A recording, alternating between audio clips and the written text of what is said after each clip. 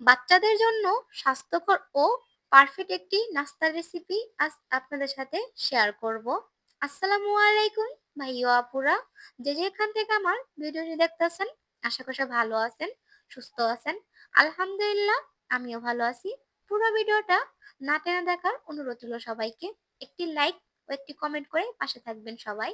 তো নাস্তাটা বানানোর জন্য এখানে আমি দুটো কলা নিয়ে নিছি, বিচি কলা ও ডিম, সুজি, চিনি। আপনারা চাইলে যে কোনো কলা ইউজ করতে পারবেন। আমার ঘরে বিচি কলা ছিল, তো বিচি কলাটাই আমি নিছি। বিচি কলাগুলো বিচিটা ছাড়ানোর জন্য একটা ছাঁকনির সাহায্যে আমি বিচিগুলো এরকম করে ছাড়িয়ে নিতেছি। তো দুটা কলা থেকে এতটুকু কলা বের হয়েছে।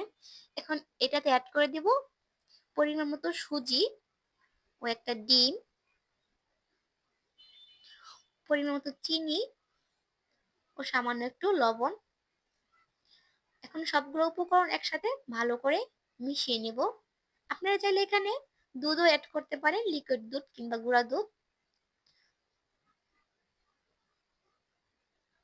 এটা কিছুক্ষণের জন্য রেস্টে রেখে দিব সুজির এই ব্যাটারটা।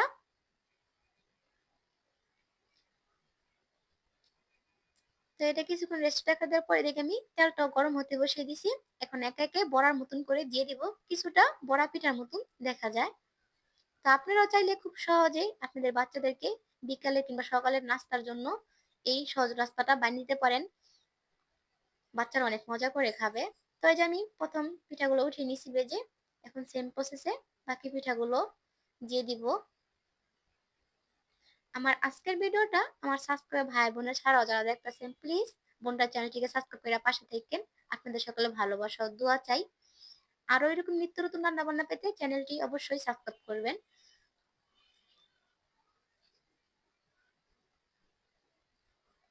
তো যে আমি বাকি পিঠাগুলো উল্টিয়ে পাল্টিয়ে ভেজে নিছি, এখন উঠিয়ে নিব। পিঠাটা খেতে খুবই মজা হয়েছিল। বাচ্চাদের পাশাপাশি বড়রাও অনেক মজা করে খাবে। বাসায় চাইলে একদিন ট্রাই করতে পারেন।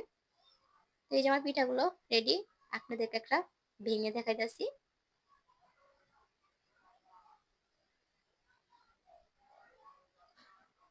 দেখেন ভিতরে কত সুন্দর করে হয়ে গেছে।